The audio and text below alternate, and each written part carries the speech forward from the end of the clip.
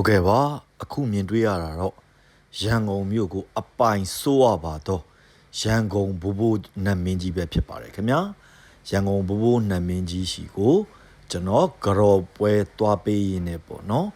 မှတ်တမ်းတင်ရိုက်ကူးခဲ့တဲ့ဗီဒီယိုလေးကိုတင်ဆက်လိုက်ရခြင်းပဲဖြစ်ပါတယ်ဒီရန်ကုန်ဘိုးဘိုးနတ်မင်းကြီးဟာဆိုရင်ရန်ကုန်မြို့ရွှေတကုံဖျားတောင်ပန်းမုံနဲ့အနောက်ဖက်မုံကြားတက်တဲ့မှာတည်ရှိပါတယ်တွားမယ်ဆိုရင်တော့ရွှေကုံဖျားကျွန်တော်ကတော့အနောက်ဖက်မုတ်ကနေပဲတွားပါတယ်ပြည်သူရင်မြင်မုတ်လို့လည်းခေါ်ရင်ရပါတယ်အဲ့ဒီအခုကျွန်တော်ပြနေတဲ့လမ်းတိုင်းတက်တက်ကြီးရှောက်သွားမှာဖြစ်ပါတယ်ခင်ဗျာအဲ့ဒီတိုင်းတက်တက်ကြီးရှောက်သွားမယ်ဆိုရင်လမ်းဆုံးတဲ့အထိရှောက်သွားမှာဖြစ်ပါတယ်ဒီနေရာလေးက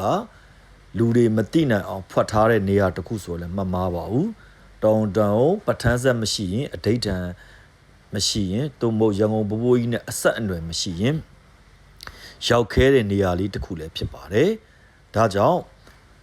လူကြီးမင်းတို့အနေနဲ့ရန်ကုန်ရောက်ခဲ့မယ်ဆိုရင်ရွှေရုံဖျားအနောက်ဖက်မုံနဲ့တောင်မန်းမုံကြားတက်တဲ့အနောက်တောင်ထောက်အရက်မှာရှိတဲ့ရွှေတကုံဘိုးဘိုးကြီးနန်းနန်းစီကိုမဟုတ်ရန်ကုန်ဘိုးဘိုးနန်းနန်းစီကိုတွားကြပါလို့ကျွန်တော်အနေနဲ့ဒီနေရာကနေ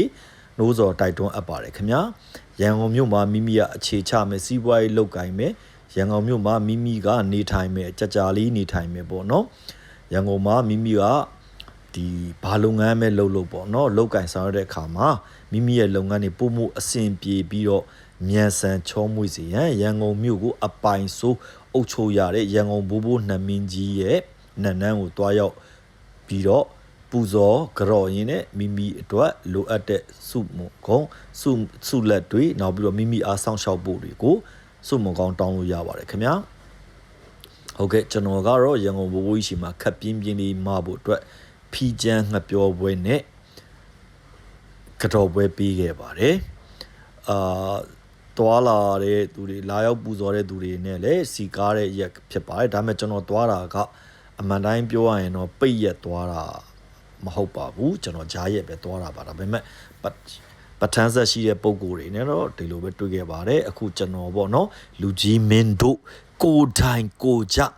ရန်ကုန်ဘိုးဘိုးကြီးကိုပေါ့နော်ပူဇော်ဖူးမြော်ရတယ်လို့ခံစားရစေရန်ရည်ရွယ်ပြီးတော့လူရှင်းတဲ့အချိန်ထီကိုကျွန်တော်စောင့်ပြီးတော့ဒီဗီဒီယိုလေးကိုထပ်မံရိုက်ကူးခဲ့တာပဲဖြစ်ပါတယ်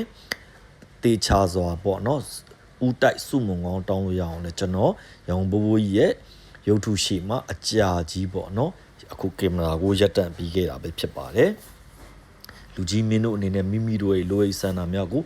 ဤဗီဒီယိုလေးကတစ်ဆင့်စုမုံချွေးတောင်းစုနိုင်ပါကြ